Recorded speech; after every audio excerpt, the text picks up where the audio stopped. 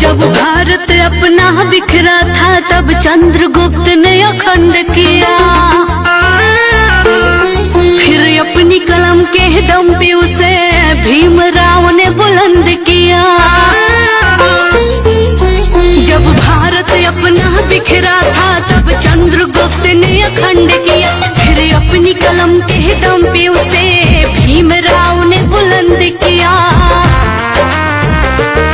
उस देश के कुर्सी पे अब तो ऐसा ठग है बैठा, उस देश के कुर्सी पे अब तो ऐसा ठग है बैठा, जो देश को ऐसे बेच रहा कि नाम पड़ा विक्रेता। वो चाय बेचते बेचते अब बन गया देश विक्रेता। आया देश विक्रेता, देखो आया देश विक्रेता, आया देश विक्रेता, देखो आया देश विक्रेता।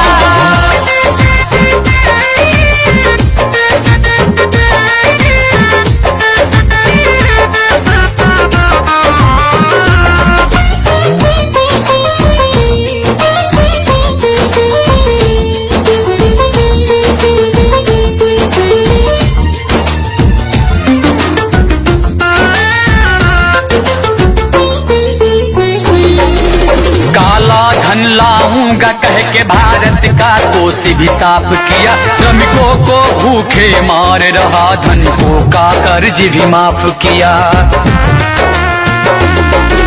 काला धन लाऊंगा कह के भारत का कोष भी साफ किया, श्रमिकों को भूखे मार रहा, धनिकों का कर्ज भी माफ किया, धनिकों का कर्ज भी माफ किया, धनिकों का कर्ज भी माफ किया। लाखों का सूट पहन के भी खुद को फकीर है कहता, जो देश को ऐसे बेच रहा कि नाम पड़ा विक्रेता। वो चाय बेचते बेचते अब बन गया देश विक्रेता।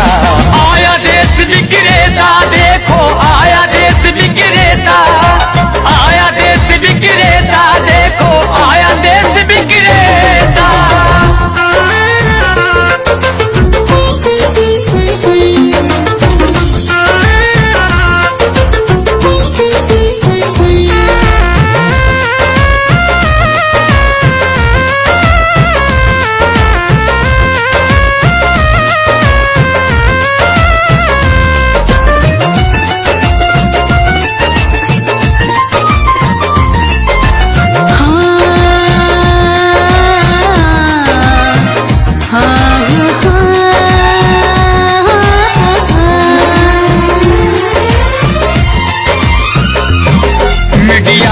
उसके जूते का कैसा है स्वाद बताती है, जब जब चुनाव हो तब उसको माँ की याद आती है।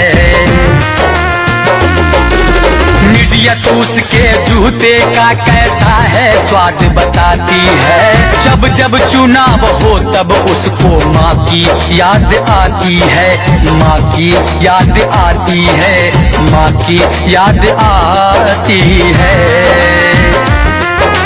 किसी का संग दिल पति है तो वो किसी का मतलबी बेटा, जो देश को ऐसे बेच रहा कि नाम पड़ा विक्रेता। वो चाय बेचते बेचते अब बन गया देश विक्रेता।